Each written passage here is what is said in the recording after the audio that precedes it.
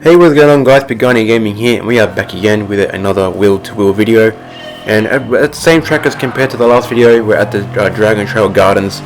You may have remembered from my last video that I wasn't really on the pace around this track in the Group 4 cars. And when I had uploaded that video, I realized that the next the wheel-to-wheel race was at the same track. So I had to get some practicing before this race, so I think I spent the day before and a little bit before the race started. Getting some practice with this car. The car feels good. The Lexus GT3 is a really good car around this track. It's really stable, really quick. Overall pace is there, and the wear and the fuel consumption is really good as well for the pace that it has. As we've qualified first on the grid and we moved back down to second, as second place on the grid does have the inside line coming to the first corner. I've taken that position off him, off King Oscar there, coming to the hairpin, going wide, going around him on the outside there. And we moved up into first place here. And we're going to try and pull away from the pack as much as we possibly can.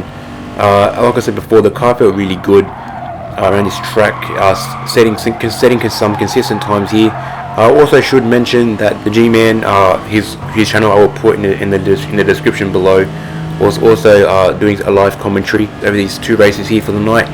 He did a pretty good job at it. I'm not gonna lie, he did a really good job at doing that.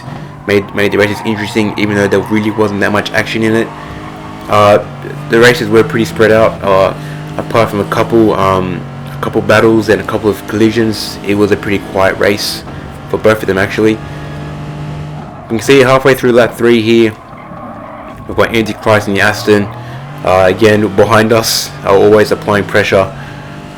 He's doing pretty good here. The Aston's another quick car in the right hands, and obviously Antichrist is doing really good here. But we've got him here behind us, and we're trying to pull away from that gap here. Obviously he's got the advantage of the slipstream, trying to get some of these corners here correct. You can take it running a little bit wide here. You can take it a little bit differently. There's different ways to take those 4 apexes there. And he's coming out right behind us, and he's going to move on the outside of us. And coming to the corner, we're going to slowly make our way over. Still allow him that racing room there. If he wants to make it past the outside or make an undercut, he can do that. Just trying to get back onto our preferred line as much as we possibly can. Coming at the end of lap 3 here, and we weren't too sure what our race pace was going to be like. We weren't too sure what our pit strategy. We weren't really too sure on a lot of things about this race. We weren't with the pit strategy. We weren't sure if we wanted to pit at the end of lap 5 or pit somewhere in between end of lap 5 or not pitting at all. So probably like lap 7 or lap 6, maybe lap 8. The strategy of coming in at the end of lap 5 was on my mind as we let Antichrist come around the outside, as they had a really poor exit speed, and we hold him off again on the hairpin really well. They try and get an undercut, but we're on the power nice and early just to get the slingshot out of the hairpin. We're going to be right up behind us again. He's going to let off just a little bit just to avoid a bit of contact if it does happen. Coming through the S part here, missing the apex just a little bit, but coming on the exit just perfectly. Halfway through lap 5, the hairpin again, and this is where we wanted to let Antichrist come through. So you can see my steering input, I poured out just a little bit just to let Antichrist come past. I wanted to see what his pit strategy was like. I knew I could do this, and I knew I could do this and still catch up to him, because I knew I had the race pace and the car felt really good. So we wanted to see what his pit strategy was and just try and keep up with him. But coming near the end of this lap, that pretty much was useless, that whole move of letting him come past on the inside, because coming near the end of here, we looked at our tyres and we knew that as of now the tyres looked good, but compared to 5 laps later, it wouldn't look as great. Obviously, we have to look at the tyre wear and then double up on it again and see that's how it would look like at the end of the race. And we knew that wasn't going to be efficient for us. So end of lap 5, we pulled into the pits here along with Apex in the Nissan behind us. We were the only 2 drivers who came to the pits at the end of this lap. And we've pulled out in position 4 behind Soul Reaper, who's up ahead, and we've got a 6-second difference behind the leader Antichrist, and around 3 seconds behind Soul Reaper in the FC1. We just had to keep pushing. We knew that we had fresh tyres and we could push the car further. As you can see, halfway through lap 7, getting right up behind Soul Reaper here, almost having a collision with him, having to pull out just to make sure we didn't have that contact. We put it right up against him here, as his tyres are much worse compared to mine. He hasn't yet pitted, but we're going to get right up behind him here. Again, another poor exit from Soul Reaper here, and he sort of realised that we're there, we've got the pace, so he's going to let us come past here, avoid slowing us and slowing him down, avoid slowing me and him down, just not really helping each other out. And we did pretty good here. Now the whole objective here was just to pull out a big enough advantage to avoid a slipstream, and we've done that pretty well, finishing the first race in first position with a 4.5 second lead over Antichrist behind us. So for the first race we did pretty good. Moving on to the second race, we're at the back of the grid as the results are flipped from the results of the previous race, and we've had a pretty poor start. Antichrist getting a really nice start there. I think that's just a really easy car to launch. And he's moved up into 7th and we've moved up into 9th. And we've gone for a bit of an evasive move there. Antichrist braking a little bit harder than we anticipated. We now moved out on the outside of King Oscar and Antichrist up into 7th. Hustle there in the Porsche, getting a little bit wrong. A bit of contact from our right side with King Oscar, nothing too much. They're now up into 6th position here. You can see behind us the pace of the GTR, as always, just smashing anything in its way on the straights. I think it's just got pace for days on the straights. And then now back down into 7th, and 2 drivers have collided up on the hairpin. I'm not too sure what happened there. I think one of the drivers collected another driver coming into the braking zone. But we're in 6th place here behind ZD. This was ZD's first night in the W2W League, and apart from the first race, he had a few incidents. Obviously, the Porsche isn't an easy car to handle, especially on worn tyres. But the second race, he did really good. He's obviously done really good for himself. He's a privateer team. If they're wearing the white, he's a privateer team. But yeah, he did pretty good for that race.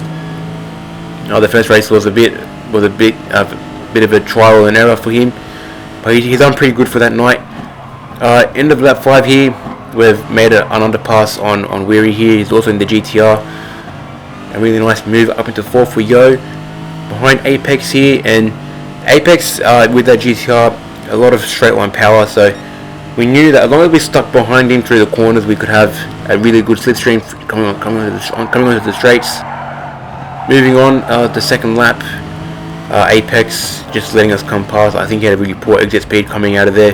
The GTRs are a bit of a handful in the corners, especially on the exits. They're a bit twitchy. And same place again, 2 laps later, same car, getting a nice pass on the inside of Piano Elephant there. Now with a clear shot at a Smurf. Halfway through lap 5 at the hairpin, Smurf run a little bit wide coming into the hairpin, and we're going to move ourselves up into 1st place here, taking the lead. And end of lap 7 here, we decided to go with a 7.76 pit strategy. So end of lap 7, and then another 7 laps later, end of lap 14, and then all the way to the end of 20, we take it to the end. So we've pulled out in 4th position here. Really nice position to come out of the pits in. Behind Apex, I think he's had a little bit more fuel compared to us. That's why he's got the jump. But we looked behind us and we saw Antichrist behind us, and we knew that he had the pace. So at this point, we had started to use Apex as a buffer and not as a person to make a pass on.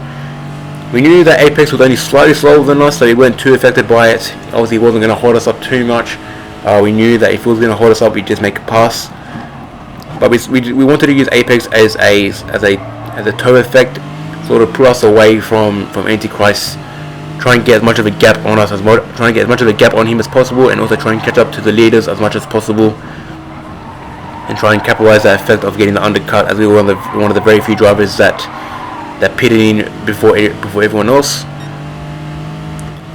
You can see coming through lap 9 here, we've put a really nice lead on Antichrist there, and we're closing the gap on 1st place.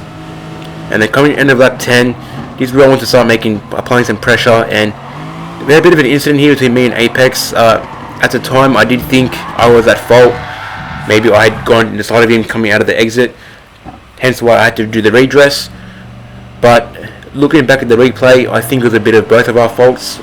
Me, probably my fault. I probably could have allowed him to give more room, and also his fault partially because he probably cut back on me coming out of the corner, probably not thinking I was there, and then tripped over my front end. So I had to redress, and very soon here you're going to see our Apex ends up leaving the race. So at this time I was under the impression that he had just rage quit, and I was very annoyed at this stage because I made the redress and all that for nothing. Even when I had that incident with him, I was first, and I had to give back hand some positions back because of that redress. So I was very upset about it. I was very angry. So the whole idea of trying to be conservative with my tires and my fuel had just at this stage gone completely out the window, and I was just going for straight pace to try and just make up for the time later. But we moved up into third position here as we made a nice undertake on the GTR coming to the hairpin.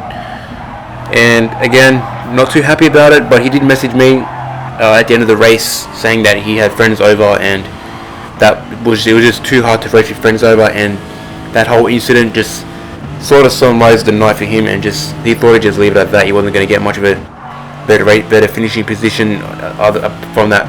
But end of lap 14, we're put into the pits to do another tyre change, and just a quick splash of fuel, putting in an extra 2 laps of fuel just to get us to the finish line. And we've come out in 5th position here behind ZD. Again, he's doing really good. He was doing really good that race. Compared to his first race, he was doing a lot better. Obviously, he found the rhythm with his car. The Porsches are a very good car to do endurance racing with. The tyre wear is pretty good if you can get it right. But we tried to make a move on the inside there's on the inside of ZD, and we couldn't really get it done, as we came out a little bit tail happy coming out of that corner. But you matter because at the end of that lap he ended up coming into the pits to do the tyre change. And we moved up into 3rd place here behind Oscar and Smurf. And now it was just a straight run to try and make up the pace, try and make up as much time as possible compared to from what had happened before. And we're doing a hot lap here. It was actually our fastest lap this lap here, so getting right up on those curbs there, coming out trying to get in probably in 3rd gear, probably near the top of 3rd gear. I think you can see we're already setting a really nice personal best. Braking just before the curbs there, probably where there's tire marks are, probably a good place to start braking. Down at the first, can do second, but probably the first to get a nice low end torque of the car just to get it out of the corner. Downshifting into 3rd, coming through the S part here, try and get the car as right as possibly as you can before that corner there. Up into 4th again, up on our personal best, fastest lap. Coming through the apexes here, the 4 apexes. You can take this corner in 2 different ways. You can hit all 4 apexes, or you can come in shallow, then come out wide, getting a nice exit speed. Come to the last set of the corners, getting a really nice toe from King Oscar in front of us in the FC1. Coming through the last corners here, trying to probably put your car in the middle of the track here. Getting right behind Oscar, trying to get as much of that slipstream as much as you possibly can. Putting ourselves up into 1st place prematurely. By Smurfing comes out, as I said, a new fastest lap of a 1:30.7. So this was the fastest lap for the whole race. Pretty hard to get a 1:30 around this track in any of the cars around this track with these cars. We did try and catch up with Smurf, but obviously that redress sort of did cost us the race. Again, not too fussed about it. We did have a really good night, 1st and a 2nd. But it is what it is, and we'll happily take 2 podium finishes and a victory for the night. So some good points for Team Lexus for the team. If you enjoyed the video, be sure to leave a like, comment down below, subscribe to the channel if you're new. With that being said, guys, I shall catch you in the next one.